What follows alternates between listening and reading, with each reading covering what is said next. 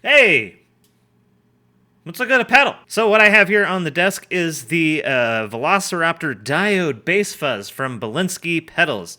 This was sent to me by the guy who builds these because it is like a one-man shop out of Florida.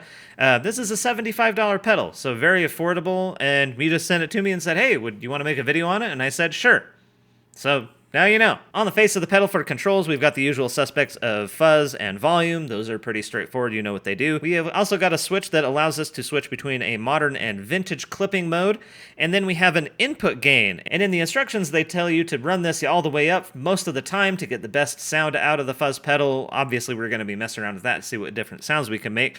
But this lets you attenuate for passive or active instruments. So if you've got a bass that has a little bit higher output, you can reduce the gain to get it to not do weird stuff. But that's kind of part of the fun of fuzz pedals anyways, making them sound weird.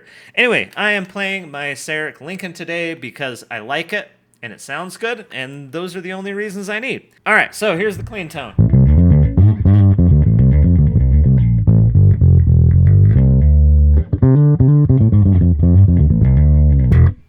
Okay, let's kick this on. We'll just stick the fuzz at about noon. We're going to just be exploring the modern setting first, and we'll go from there.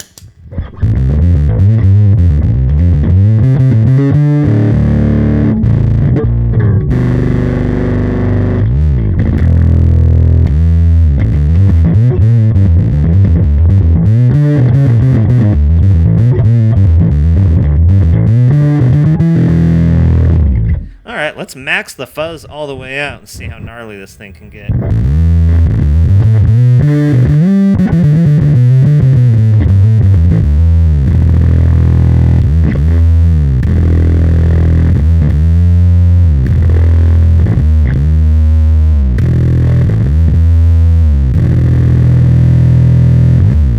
Alright, to me that is a pretty good sounding fuzz. Let's actually reduce the input gain and see what happens there.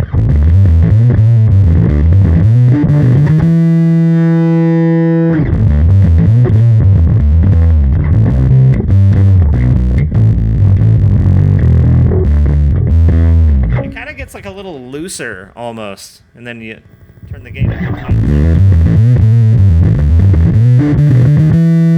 Yeah, it kind of like sags when you reduce the input gain. That's kind of interesting. So I wonder, let's turn the fuzz all the way down.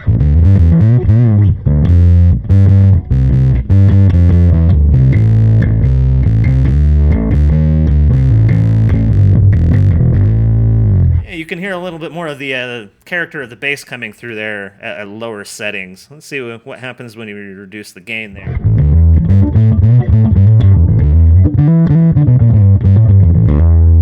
Yeah, you could even just use this like a boost. Cool.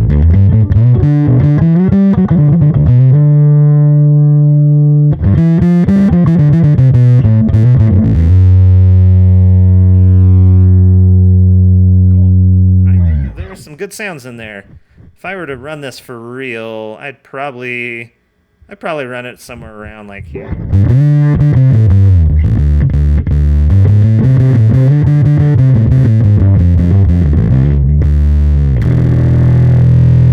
Okay, let's switch over to the vintage side and see how we like that. We're going to leave those same settings there.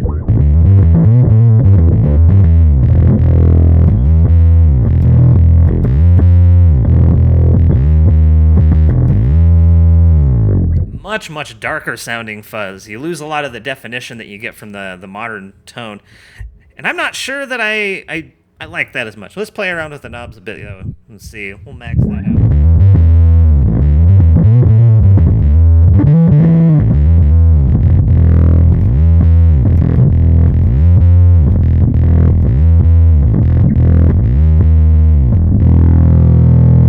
Yeah, that is awfully dark. Let's dial in a lower setting.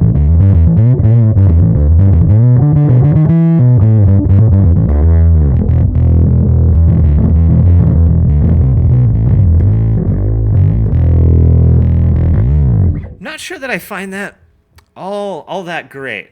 Not sure that I love that. I'm gonna turn the fuzz all the way on.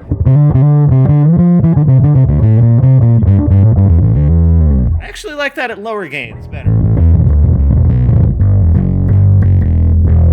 still awfully dark, but you kind of hear at lower settings that fuzz lets more of the bass's character come through.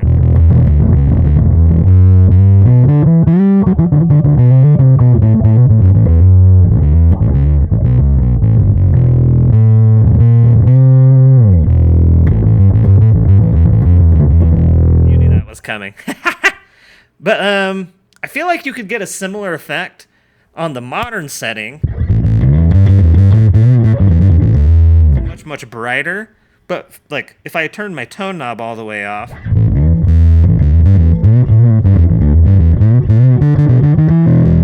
mean, you kind of get a similar sort of push in that direction without losing all the definition.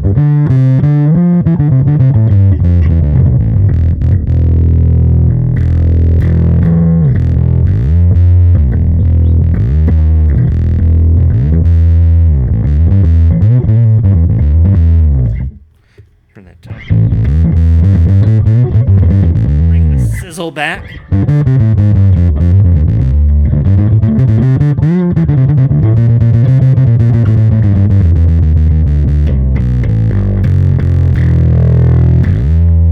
Yeah, I'm liking the modern scene.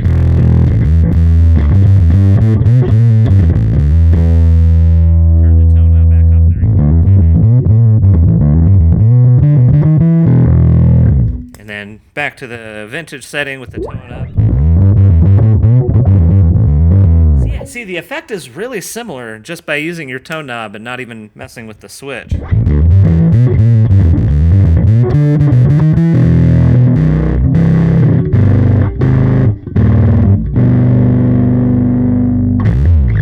Yeah, let's throw a pick on that.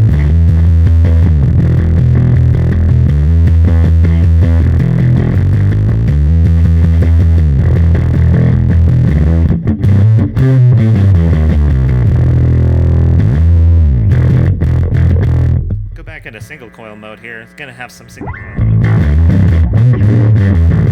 A lot more mids though, which something you often are missing with a lot of fuzzes is they tend to be very scoopy, which is cool, but it can make you disappear in mixes.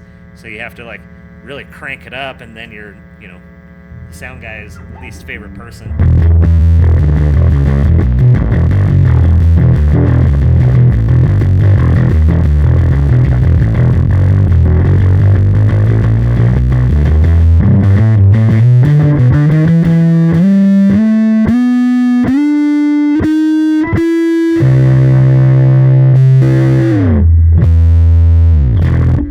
Cool.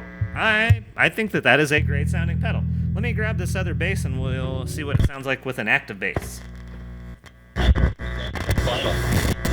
George, what would you have said to me if I told you game one in Boston that the Panthers would be here? What would you have said? We're picking up a radio station there. Yeah, maybe. I mean, I would not have expected, of course not. I mean, they're an 8 seed. What the hell? That's weird. I have no idea how that works. Some weird physics happening. So let's just stick to the neck pickup on this just for now. Oh, and this thing is much higher output, so let me attenuate my interface here. God, this thing has so much output. Oh, we're in active mode. I guess that's kind of what we want, though. So we're in active. I think this is parallel. I get these mixed up. I don't know. It's the one with more bass in it. So we have quite a lot of output, and we're just on the neck pickup.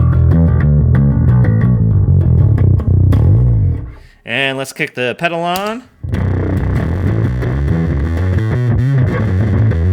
So we're kind of getting a little bit fizzy there. I think that's what we want to attenuate by backing this input gain off a little bit.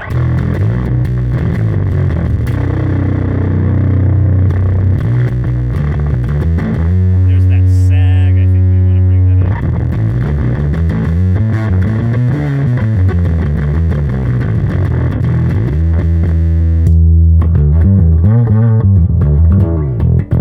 It's interesting. I feel like there wasn't as much of a low-end dropout with the passive bass, and it feels like it's not retaining as much low-end with this bass for whatever reason. Let's max out the fuzz here and see what we get.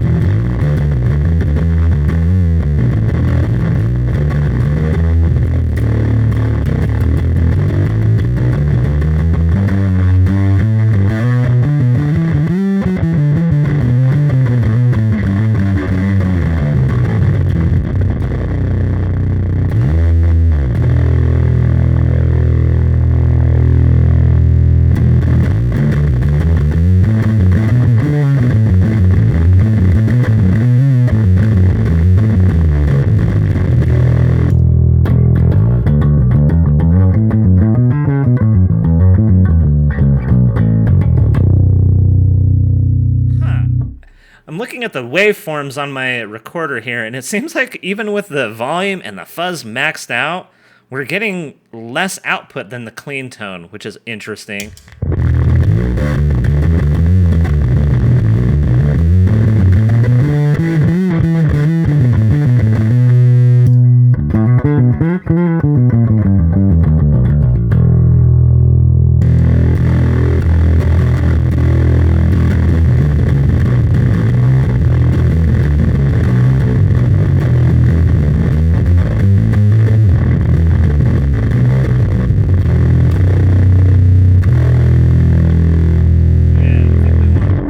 Gain than I was giving it. Let's back this off and we'll do some like lower gain stuff and see if we can hear the pickup shining through this like we did with the other one.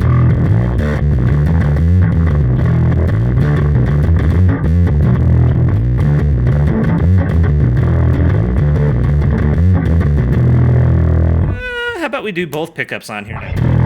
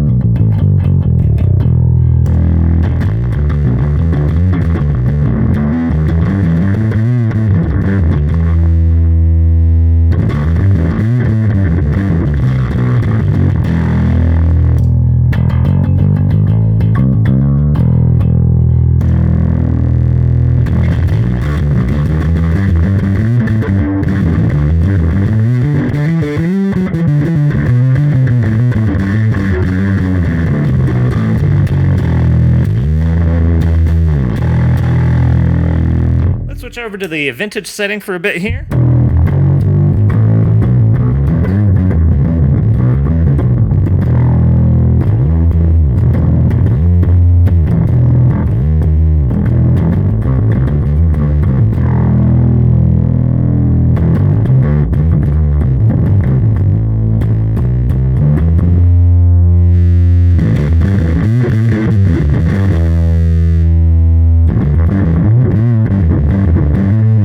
So you can hear it gets kind of fizzy if you overload it, which is where this gain control comes in handy. So you can attenuate for that a little bit.